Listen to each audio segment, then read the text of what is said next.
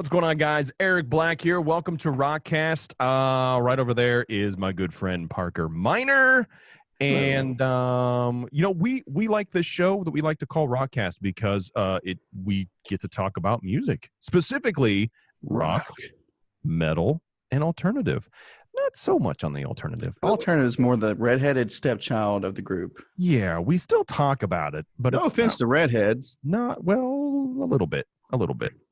We like to be a little offensive on this show. It's fine because that's who we are. Apparently, we're offensive. Offensive. By the way, Eric, do you see this nice glass of whatever you want to think it is? This is in celebration tonight. Do you know what we're celebrating?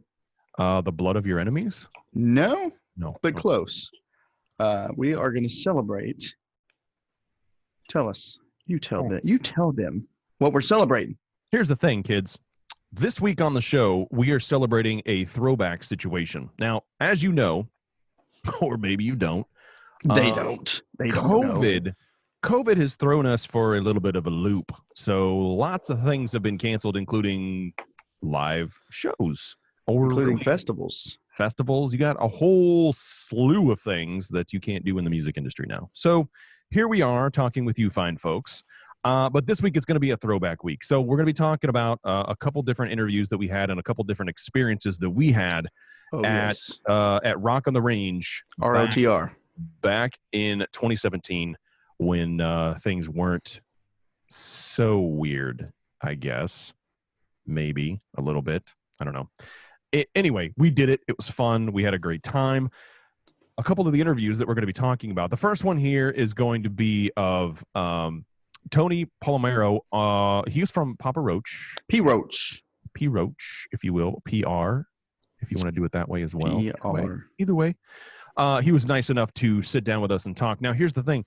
We only got a couple interviews out of the entire, 2 days we were there. Why was that? Well, I'll tell you, Parker Miner. I will fill you in on the deets. Remind me what happened. 2 times, Parker. That's twice. That's twice. They now this is in a big arena type scenario. So it's a big festival in a big arena. It's in Ohio. I do remember that. Ohio. They had apparently some bad storms around the area, so we couldn't actually do much there. Oh. They said, here's the thing. We hear the sirens. We see dark clouds 250,000 miles away from us. Naders. So we should probably evacuate the entire arena, and there was probably like 250,000 people there. And mind you, Eric and I just made a 5-hour drive up to. Yeah. What city was that? Wasn't it Columbus? Columbus. Columbus. Yeah. And we had about 10 interviews solidified, and we had, I think, 3 or 4 that we were working on the way there. So everything was fine. Everything was going well. We got everything set up. Everything was finally working, all that good stuff. And then all of a sudden, we have to evacuate. Before we could even turn the mics on, turn the cameras on, we had to leave. It was awful. It was horrible. So we packed all of our stuff up because I'm not leaving all that stuff in the media tent. That's not going to happen. No, that's not. No. It was just thousands of dollars of equipment. No big deal. No big deal. So we packed all of our trash up and we put it on our backs because we had backpacks. And then not trash bags, backpacks. No. But there was a little bit of trash bag gas going on there that day. That is I believe you're right. There was. Yeah. You know what's funny about that? I remember that specifically. I don't remember certain things, but I remember that they had tables set up. Like it was so to the point, like the festival industry was so booming back then. You could literally sell trash bag gas. Trash bag gas. Artists, their gas in trash bags. Just sealed up. It resembles a trash bag, except it's clear, and you get it. You just make it so that it's really just right here. So the bag is flowing down here, and you have this little neck, and you put that up to your beehole right there, and you let it go inside of there, and you grab it real quick, kind of like a vacuum. And then you wind it up with either tape or a twisty tie situation or rope or whatever. They had a lot of hair bands. I saw a lot of hair bands.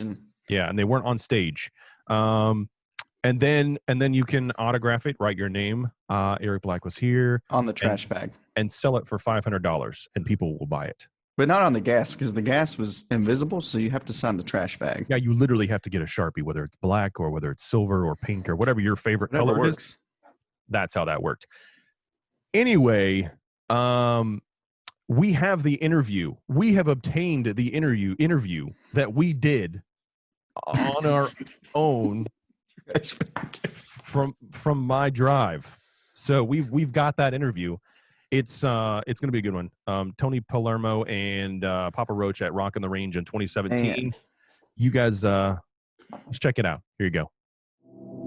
Hey, sweetheart, are you ready? Can we do this? All right. Oh, we're ready. I'm just sitting here jabbing. All right. Just include that in there. What's going on, guys? Eric Black here. We are here at Rock on the Range. We're just hanging out here in the tent. It was raining earlier. It's sunny out now. A lot of chaos. We'll get into that in a minute. But I'm here with Tony from Papa Roach. Man, what's going on, brother? You know, I mean, just living the dream, dude. We had a new record drop, Crooked Teeth, yesterday. And, you know, just super excited to play today. Yeah. You know, we feel the buzz in the air, and it's like, can't wait to get out and play some new songs. Now, let me ask you this. Now, there's been a little bit of weirdness here at Rock on the Range because of the weather. There's been several evacuations. Yeah. How does this affect you guys as musicians getting up there and playing? And is it something that you have to think about, or? Well, we're just hoping that doesn't happen today and that everybody gets to play. But, you know, we're just concentrating on what we're going to do. And, you know, we just focus on that, man. Sure. We can't really, like... We can't differ from that, you know. Right. We can't. Yeah. So on those lines, then, so pre-show, what's the process of getting into the mood of, all right, it's showtime, I got to do this? Is there any pre-show rituals or anything like that? Yeah, I mean, each of us will warm up, you know, individually. So I'll do my thing on the pad or whatever, and then cranking up music, some of our favorite music. Nice. And we always do. Right before we walk on, we always do like a band huddle. Yep. So it's just one of those, like, you know, from that moment on, it's go time. Yeah. You know, there's no like backing off of that moment. So. Do you still get nervous before you go on stage? You know, it's weird. We did a TV thing the other day, and I get nervous for those things because it's like it was live. And it's like, if you mess it up, you're just going to be that guy that messed it up. It's forever, You know, and I hate that pressure, man.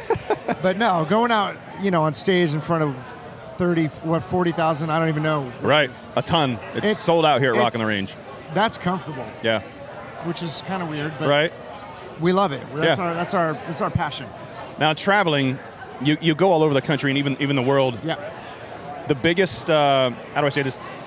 The weirdest thing you've ever seen on the road or anywhere for that matter, like what brings to mind? This was it. This was something that I'm just like, what's going on here? The weirdest thing? The weirdest thing that has happened on the road. Oof.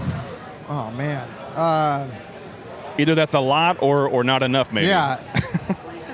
Well, you know, different experiences in different places. Like Russia was a weird thing for us to go. We've been, you know, a bunch of times since. Sure. The first time we went, and it was just a completely new world, just different people, man. But the youth there are crazy. Right. Like they're always apologetic for the elder people of the country. Right. You know, they went through a weird time. They did. I mean, you know. They did, yeah. And you know, it's like when you go there, whether you're in line for your airport or for your airplane ticket, or you're in line at a store or something, it's just everybody cuts in front of you.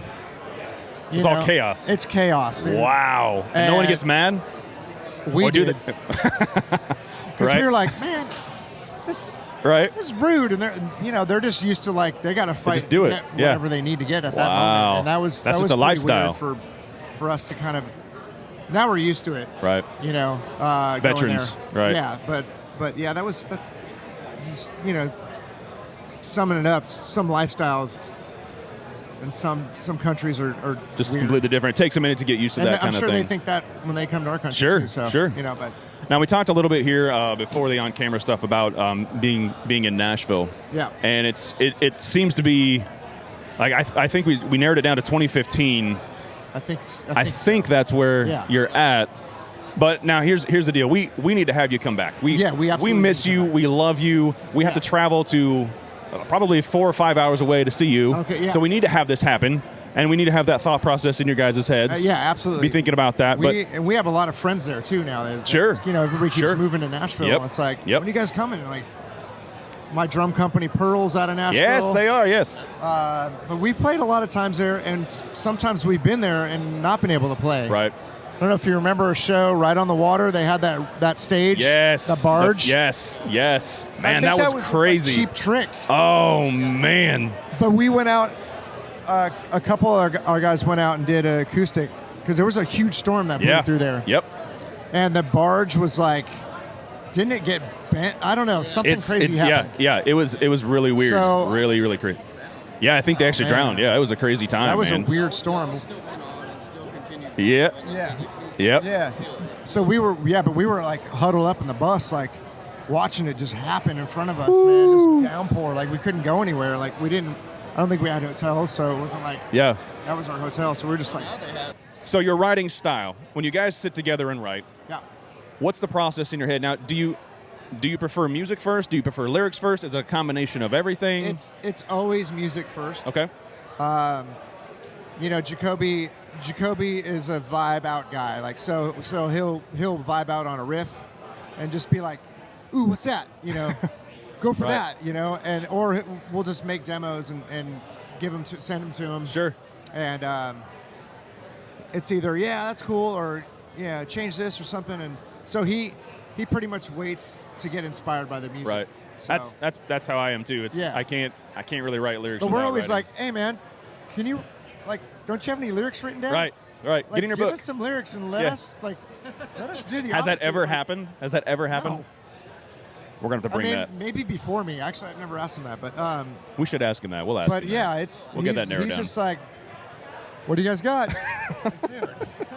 So no, it's all good. It seems to work. That's right. Yeah. Well, we're hanging out here at Rock on the Range. It's an outside venue. The difference between an outside venue and an inside venue obviously is the weather. But as far as like a band preference, what do you guys would you rather spend time outside or would you rather spend time inside? For me, I think we all agree on I mean, we love these huge like stadium things, but inside, like I think arenas are where it's at for us because you've got lights. Yep. Lights are a big part of it. And the sound obviously is very important. And when you're outside, if it's windy, it sounds like crap. Because the wind's just taking all the sound waves and just blowing them everywhere. So it's more controlled inside. It's more controlled inside. You have better chance of really bringing a production quality to the show. Sure. Well, I think that's better. Yeah, that's what you're saying too. And I think it's better for the listener, better for the fans. Better for overall all people. There's no chance of rain delays. Of what happened today. Yeah, and yesterday for that matter. On the road, you guys travel a lot. Does it? I mean, when you guys get back home, wherever that may be, I mean, what's the experience like? Because when you get to Nashville. Yeah. I mean, when you get home off the road, I mean, you're hanging with your families, all that good stuff. But feeling wise, I mean, I know the road is being in front of fans, being in front of people is amazing. Yeah. But when you get home, what's that like? We literally live two different lives. Right. It's, you get home and my wife, I'm pretty sure all of our wives are the same. They're just like, yeah, okay, cool, you're home now. You take out the trash. Yeah. Take the dog out. Take the kids to school. Right. Yeah. Go pick up the dog crap. Which, it's fine. It's like, right. I love both. I love being on the road. Yeah. It's what I've wanted to do my whole life. Absolutely. And, absolutely. But, having families, we go home and just get grounded. It's like there's that, Now, do you completely take the band focus out of that situation and say, I'm just going to focus on being home, relax with my family, friends? Yeah, pretty much. I mean, because we've been known to tour a lot. Sure. Right? So we'll have we'll do 5 weeks on the road and 2 weeks at home. And a lot of those times, those 2 weeks turn into like 10 days. And we're like, We need like 2 weeks, Yeah. at least 2 weeks. Yeah. So, we've just tried to balance all that, and it's. Yeah. Oh, yeah. Yeah, family. Yeah. Yep. Yeah, it's, you can't help but be when you're on the road together. And, Right. we all live in tight quarters, and we spend our days in the dressing rooms. And, Right. But it's, I couldn't imagine being, with any other guys right now. It's just. And that's the thing. Like it shows when you play, when you perform, when you talk about each other. I've noticed that. I know a lot of the fans, listeners. They notice that too. That you guys really are a family. That's true. Yeah, it's a true statement. Yeah, because we know some bands which I will not name, but they do not like each other. Yes. And there's more. It's a shame. I think there's more of those than not. Yeah. And I don't understand that. Like, how could you not be? If you're on the road as much as you are in that confined situation, how can you not be open to these? And there these are people? always other bands, I'm pretty sure, are probably jealous. Yeah. I don't mean that in a bad way. I just mean like it's kind of sad. It's like, right. We've toured with some bands where they all have their own dressing rooms. And it's like, oh man, like that's kind of weird. That's kind of weird. That kind of be cool, but not. Right. I don't know. It is. Yeah. Speaking of family, let's get a little shot here. This is gonna be part of the interview. We're gonna do this right now. Hey, I got the shakes. Part of the interview. Tony, I really appreciate you taking the time thanks, out. guys. Awesome. We'll see you in Nashville soon. Yes, all right. I hope so, man. All right, brother. See you later. All right, guys, that was Tony with Papa Roach, the drummer, and we just went over a really cool video from Rock on the Range 2017. Of course, their album Crooked Teeth came out that year, so we talked about that a little bit, touring life and how much of family Jacoby Shaddix and the guys are. So there you go. We got some more, don't we, Eric? We do, absolutely. Now, this next video was totally unplanned. We were actually doing something totally different, and then this happened. Two things actually happened, and we had to film it. So I don't know if you're like me, but sometimes I have to go to the bathroom, and I do. Then I just go to the bathroom. Generally, in a facility, not so much wherever I want. You get kicked out of places. Yes. Anyway, Parker and I both had to use the facilities at Rock on the Range. Well, we walk up to we were backstage, and we were walking up to one of the bathrooms back there. And as we were walking up, there's a line. It's in the middle of, or in between sets, so there's a little bit of a line. And before we could get too close, we were probably like 10 yards away. We start hearing screaming. Just not bad screaming, just someone's being loud, and we're like, oh well, they've had a good time today. The closer we get, the more obnoxious it is. And now I'm thinking about it, Parker, pretty impressive that they went for that long, actually, because it was a decently long time. So this line was probably 5 people deep, something like that. So by the time we got up there, we could fully see what's happening. This dude was at the urinal, and there's 3 urinals up there. So we're all 3 or 4 urinals up there. So we're all, we're hanging out, and he's sitting there, literally, actually standing there at the urinal doing his thing. And he's just screaming. He's a happy guy, I guess. What did it sound like? It was weird. We have it on the video. You're going to see this in a minute. But anyway, he was being random, and I think this was probably the highlight of our Rock on the Range experience. And there's another little treat inside of there too that we just happened to stumble on.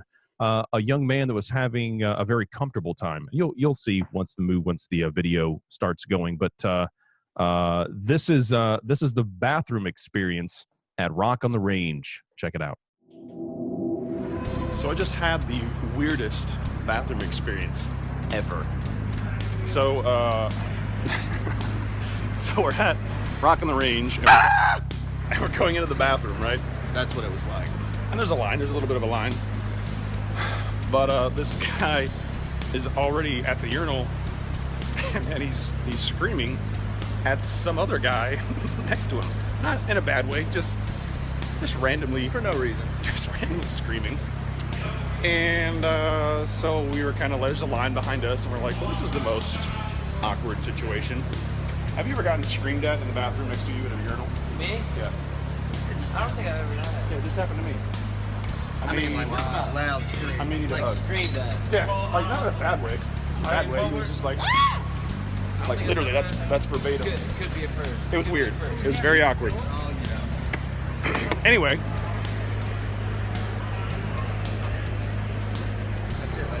I gotta show this guy because he's a freaking rock star. Look at this shit. This is how you live.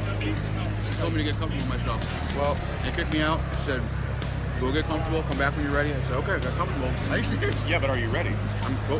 He's definitely comfortable. I got fucking glitter, got body paint, like ready to go. Dude, I like your style. I like your style too. Thank you. I don't really have one. I mean, I borrowed it. It's not mine. I had it shipped from China. You just be do you. Already there. Like I don't want to go backwards. I don't want to go backwards in comfort. I could put on like some, jeans, whatever. But I'd be like, yeah, but that's not really that's the direction I want to go. In comparison, This is where I want to be. Yeah. I want to listen to live. And, I feel like you are making really awesome life choices right now. Sometimes, every now and again. Well, that was an awkward sidetrack, but anyway. So, anyways, back to the conversation about the guy yelling in my ear while I'm taking a piss, and while you're taking a piss. This both happened. This happened to both of us. Not at the same time. Oh, I wanted but it was the same situation. Wanted it. Yeah.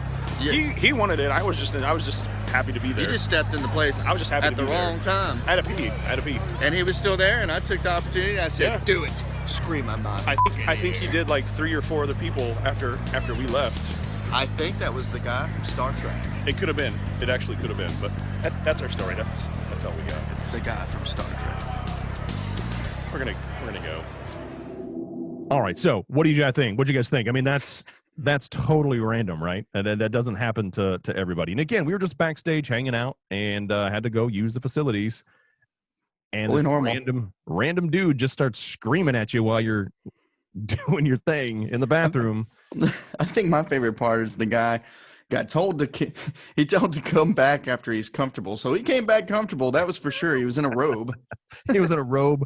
What did he say? With glitter and nail paint or something. Yeah, something like that. It was random. That dude was the most comfortable dude there by far. He was definitely comfortable. So I don't even know, where did he find his shower? Did he go back to his hotel room? Because there wasn't. He would have to walk. You remember that drive? You would have to walk pretty far to get to a hotel. You had the Big Boy restaurant next door. What was that place called? Yeah, but you can take a shower in there. It was Big Boy's, I think. No, it was. Yeah, it was. Yeah. Yeah, it was. Yeah, we were going to go there, but there was 500 other people that were there too. I know what he did. It just came to me. He went to the porta potties back there and just splashed off. That's a couple of splashes. That makes sense. That's probably where he got the glitter too. It is. It was actually not really from somebody. It made him look like he got laid. But really what happened is he probably had glitter from all over the porta potty. This was pre-COVID, so you can't get any like diseases. Well, I guess you could, but not from a porta potty. You can't get diseases from those. Are the cleanest things in the entire world, Parker. Come on. Right. It's like hot tubs. Absolutely. Except cold. So, he had to do it back there, though. I mean, I remember seeing like 20 porta potties back there, and it had to be at least one of those 20 that he went back there and splashed off, got his hair a little wet. He found a robe, probably a homeless guy right down the street, picked up the robe, put it on, came back. Yep. And he was comfortable at that point. Most comfortable. If there were some sort of an award situation, he would have got it. Absolutely. He did. He actually did get the award. Yeah. That night. He took it home with him. Okay, that's fair. Hey. That's fair. On a real note, anybody that's watching this will not understand but me and Eric. But that night was freezing, by the way. It was, I mean, for May, dude, it's like a warmer month of the year. It was pretty cold that night. So that guy, if he was rocking the robe with nothing else, dude, Yeah. He was chilly. He was definitely chilly. And there's another story that some of the stories that we have, we can't share. Nope. I guess, but we have did kids now. But we did. That's not going to stop me. No. But we did almost get kicked out. That's for sure. If you want to know about that, just let us know and we'll tell you that story. But it'll be the VIP experience. That was an interesting situation. If all I'm saying is if no one tells you that you can't do it, then we're going to do it. So that's all I'm going to tell you. But if you want to know, just let us know and we'll tell you over drinks you're buying. There's that. Don't ever tell us that we can't do anything. Eric Black knows if you tell me that we can't do something, I'm going to make a point to make sure that happens. It'll happen. And it will happen. That's right. Just like he said, oh, we'll never get anybody from Seether to stop by. Not with all these freaking tornadoes and storms, man. I'll be like, you know what? Just hold your stuff, man. I know we're going to get him on. We're going to get Dale Stewart of Seether on. That's exactly who we're going to get on. Yeah, he's the accordionist. He loved it so much he didn't even want to leave. He didn't.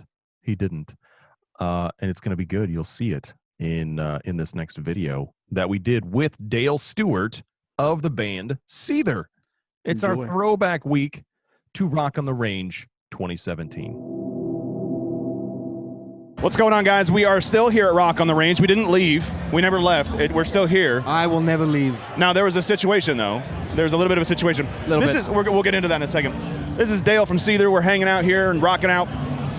Really loud, actually, over there. I like it. It's getting loud, man. Loud and proud, yeah. Yeah, it was a bit of a rough start earlier. They were like, code red, we're shutting it down. They did twice, yesterday and today, both. Yeah, but I walked outside and I'm like... And it's sunny. I looked at my phone, it's 66. Yeah. It's a nice light breeze, partly cloudy. Yeah. Perfect, like festival weather. It's not too hot. I'm like... I don't know what they're looking at, but it looks actually quite nice. Yeah. So I'm glad it was temporary and we're back on track. Yeah, everything's back to good. Yeah. All gravy. So here's the deal. We're doing this interview thing right now. I don't know if you're familiar with doing interviews at all. Have you ever done an interview in your entire life? I did. Maybe I did one or one two? back in 2003. Nice. Okay, so you're familiar. You get it. Yeah, you understand it. I'll get back into it. How are things? Like what's going on, man? What's up? Just touring, man. Touring. Album came out about a week or two ago. Yeah. So far the response is good. Yeah. Just hitting the road, man. Just trying to get our sea legs back and get back in the swing of things. Now, we also got our buddy, where'd he go? Clint Lowry from Seven Dust. I think he's over there. He's our guitar player on this run. So nice. So that's cool too, man. We're big Seven Dust fans, and really good friends. So it's been fun. So now, both of you guys both the bands are pretty well known. I mean, everybody knows who you guys are. Initially, when you started that conversation, hey, do you want to come play guitar with us? I mean, to me that'd be like, whoa. But to you guys, it's like you guys are you're all popular. Everybody knows who you are. Was it just like a friendly conversation of, hey, man, do you want to just come over and hang out and play guitar with us? Yeah, pretty much, man. We've been talking about it for a while. Sure. We're like, man, how cool would it be if you just come out and, party and hang out, whatever, like, play music. And, so it's something we've been throwing around for a while, but it's never worked out. Seven Dust got a pretty grueling tour schedule, and so do we. We're not scared to hit the road. So, but this time around, Seven Dust taking like a year off. Getting ready to work on a new album and stuff. And so we basically hit him up. We're like, hey, dude, like, what's going on, man? Right. Here's an advanced copy of the album. Hint, hint. Like, are you busy? Can you do it? And he was like, yeah, I can do it. And that awesome. was it, man. Here we are. Well, you talked about tour. You talked about grueling schedules. And when you're on the road, I mean, when you get time off, and I know it's very rare, but what's that feeling like when you get to go back home? You're ready to hang out with your friends and family. Are you actually able to set aside band life and continue with family life? I mean, going home's always great, but it's hard because anything short of like, I'd say like 6 weeks. Right. You never really like get in that home mindset. Your mind's still on the road, even though your body's at home. So you never fully relax. You don't unpack your suitcase. Yeah. You just like, counting down the days till you leave again. It's just kind of weird, but it's nice being home, man. I like to do a lot of fishing. Right. Ride bikes. Shooting. I love to cook. Right. Arts and crafts, I have a cool little workshop area in my garage, workbench. I just build random stuff, just mess around. Do you get to do any of that on the road ever? A little bit, I buy a little grill whenever we go on the road. I buy a little grill for like $20. Right. Make a little charcoal fire, like grill burgers. I like it. So we do that from time to time. Sometimes at festivals, it's cool because you get done early and you have the night to make food, and that's a social thing. And kind of makes you feel like you're at home a little bit. Right. Every now and again, we make time. We just did a cool thing. Went to the 6 Hour training academy, and did a day there shooting and stuff. And so we try to do cool stuff. Maybe go to a movie one night. Just makes you feel like you're a little bit like you're at home. Right. So you got to keep yourself entertained. Do you ever have to because of popularity, you guys are huge, regardless of what you're saying. Are there precautions that you have to take whenever you guys go out, or is it just kind of, okay, we're going to do this and we're just going to do it? Not really. I mean, we have a security guy, you know, who sort of keeps an eye on stuff, but I mean, we've never really had any major issues. You know, I feel like people are, you know, pretty respectful for the most part. You know, if I'm at home and my girlfriend and I just moved to Georgia, to Savannah. Nice. So I just walk around there, like, I mean, people look at me, they're like, who's this weirdo? but they're not like. Also, we've just moved, so I don't know if they've put two and two together yet. Right. But I can pretty much walk around most places, and people don't. They don't know. I mean, they don't know what I look like. I'm the bass player, you know. Sean maybe gets recognized a little more, you know, in Nashville, but when we go out as a band, you know, when there's like two or more of us together, like, then it's really then like, it's people start to stare, you know, and then it becomes like if it's one guy on your own, like, you can kind of slide under the radar pretty easily. And now, would you prefer that, or would you prefer having people recognize you?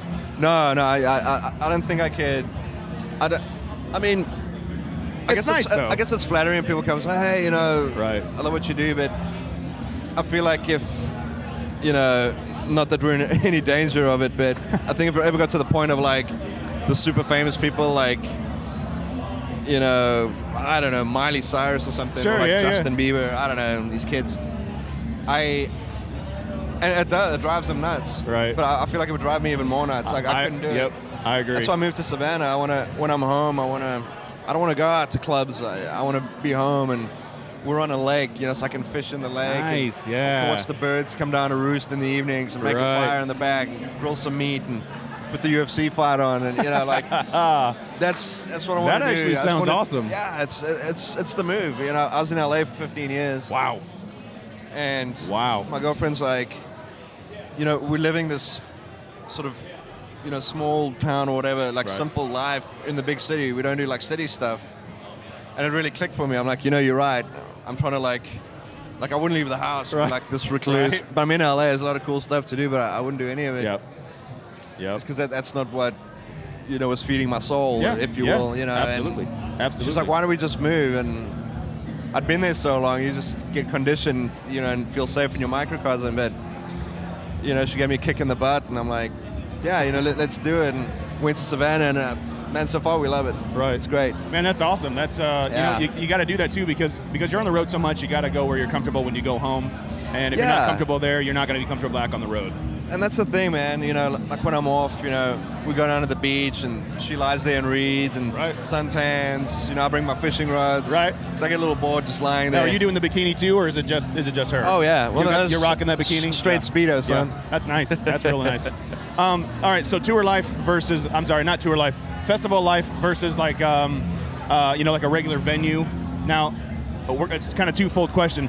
Media, how different is it at a festival situation as opposed to like going to a venue show, as far as like doing what we're doing right now? Yeah, the media is very different. It's chaotic, man. You know, there's just, you know, huge tables and chairs, and, you know, you just kind of go around and, you know, do 5 minutes in, you know, at each spot, and so it's kind of hectic. You know, on the road, it's we do a lot of like phone interviews. Oh yeah. You know, like calling. Hey, where are you today? I'm in, you know, wherever, you know, enter name, Yep. You know, then you chat on the phone for a while, and or otherwise, you know, the radio station might come out and sit down and chat a little bit, or, you know, if there's some local stuff. It's way more chilled, you know. But yeah, I mean, this is cool, you know. I think you get to reach a lot of ears, and, you know, in a sort of small area. It's a cool thing. Yeah. And I know you guys have a limited time when you're out here, because you got to prep for the show, you got to do all this stuff. You know, we don't want to talk too much because you got to have the right mindset for the show later that night. But is there any the way that you guys write your songs? Do you guys prefer to, one, do it as a group, and two, do you guys prefer to do the music first, or do you want to do the lyrics first? Yeah, music comes first normally. Okay. It just depends, you know. It depends on the album. We've written albums in sound checks pretty much on the road, because it's the only time we had. This one Sean wrote pretty much entirely in his studio in Nashville. Wow. You know, we all live pretty far apart. Right. So yeah, he definitely did the lion's share on this one. Wow.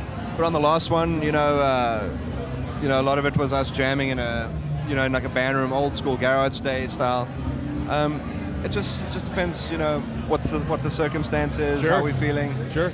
And you know, whatever gets the best result, you know. So when you're starting to write songs, you're probably listening to other songs. I don't need to know the songs of the bands, but what genre do you really prefer to listen to when you're trying to get into the writing mood?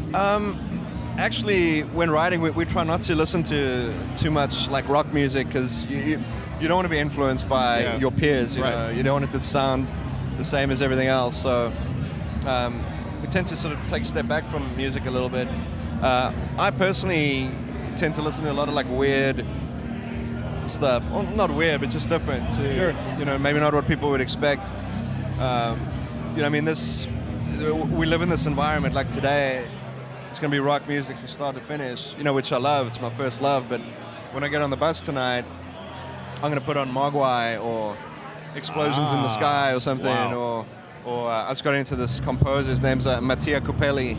Right. And he does like movie scores and stuff. But it's really beautiful, like classical type music, but just cool melodies and stuff, just instrumental. Yeah. And just get on the bus and, you know, so by default, because there's so much rock in my job, in my daily life, I tend to listen to like other stuff, right? You know, to like balance me out. I think guess. that makes sense because you just said it. You listen to it so much that you don't want to be completely saturated by it. So you got to take yourself apart and you know, make sure that you're doing what you need to do. Well, as far as like, you know, you're on the road all the time. Is it better to? I guess like when you're getting ready to get to do the show. Do you have any type of pre-show rituals that you have to do, either you personally or as a band? Is there something that you guys do always? Yeah, I drink. I do. No, like hour and a half before showtime. I make that first little cocktail. Yeah. I've been on a Jameson kick, so it's the JMO on the rocks. Nice. So I'll just hour before I'll make me and myself and Sean a drink. Right. You know, maybe like a Tito's and soda. You know, splash of Gatorade, you know, a little bit of sweetness. Well, just like a JMO on the rocks, and have like a drink or two before the show. Yeah. And then, you know, put on a little Sepultura, maybe like 30 minutes before. You know, a bit of scissor fight. You know, something a bit heavy, a little dirty. This gets you in the mood. Wow, you know, I love it, man. Gets you ready. I love Gets that. you ready for it. Yeah. That's actually the drinks take the edge off. And that's actually what I did right before this interview. Yeah, I'm actually trashed right now. There's a lot to be said for it. I'm just saying it works for us. So I mean, everybody should be able to do that. Responsible drinking. That's There's right. a lot to be said for it. You got to be responsible. You can drink, but you got to be responsible. Man, it was amazing. Thank you so much for hanging out with me. Bro. We appreciate that. Problem. Good luck to everything. And you got the new album coming out, or it is out, and it's it actually sounds pretty freaking amazing. Thank you. That's awesome. So good luck to you in the future, and we'll see you down the road, man. Hell yeah. All right, brother. Thanks, man. See ya. So that was Del Stewart of Seether.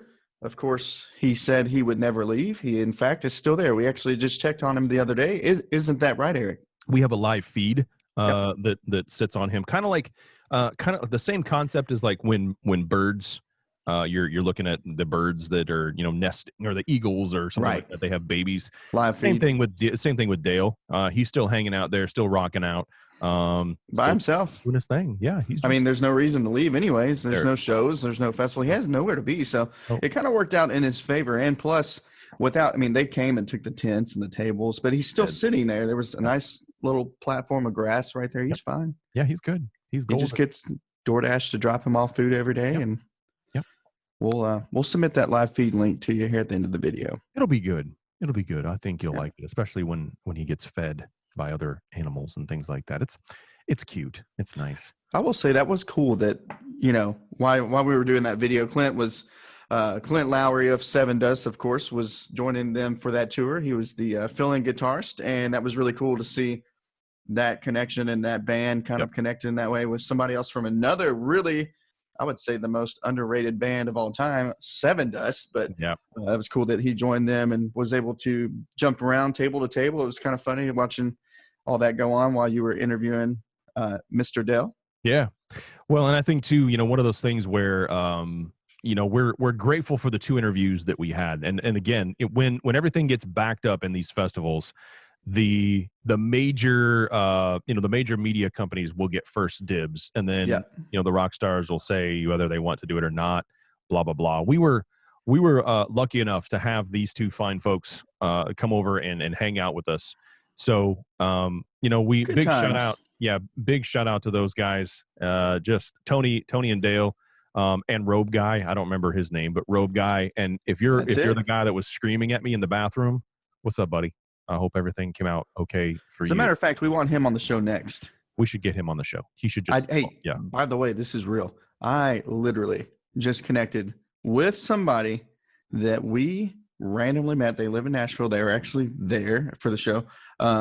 Bush performed on one of those nights that we were there, and if you remember this properly, Eric, we did a meet and greet with Gavin Rosdale and the guys, and it was backstage at Rock on the Range, and there was a couple. It was a lady, it was a young, attractive female, and it was a good-looking dude named Rambo. And I specifically remember Rambo because of the name, one, but the guy was completely random and out of his mind. I love that about him. He connected with like us, man. So it was like so funny to see this this guy on social media. I just found him literally like yesterday on Facebook, so I connected with him. Nice. And we were talking about this exact festival. Well, this was a good festival. Well, kind of. It was a decent festival. As much. Well, what was that other festival we went to where the media tent was not that louder than life? Louder than life. Yeah. There are some festivals that know how to treat their media, and there are some festivals that have no care in the world for media. And I don't mind saying it that Louder Than Life does not care at all. They did not care. Rock on the Range, however, very well done. VIP'd it up. We were like sitting there. We probably did not even belong in the next tent that was beside the other tent that we were in. We just walked in, and they were like, grab some food, guys. No worries. There's crab legs, turkey legs, like all kinds of crazy food, and just sat down and devoured. That night, Parker, did we not make our own trash bag gas? We did. So after the food, obviously we had to eat quick because they were like, these guys don't belong in here. They don't look like rock stars, but we did. We thought we did. Yeah. And it worked. So we had to eat our food fast. It's like when you eat broccoli. We did. Broccoli too fast and drink some sweet tea. Your night is determined to end with gas. Yeah, it will. It'll happen. But if your jets on the hot tub don't work, no worries. You're all fine. You're set. So Eric Black, I don't know if he still has it. He probably still has a trash bag full of gas from that night. Yeah. If you want to buy it, I'm sure he will we can put a GoFundMe. You know what? We'll just go ahead and get a buy it now button on the website. We'll put it up. Yep. You can all bid, or you can just buy it there. Yep. It's fine. He'll even autograph it. I'll even autograph it. I'll put my name on it. Why wouldn't you?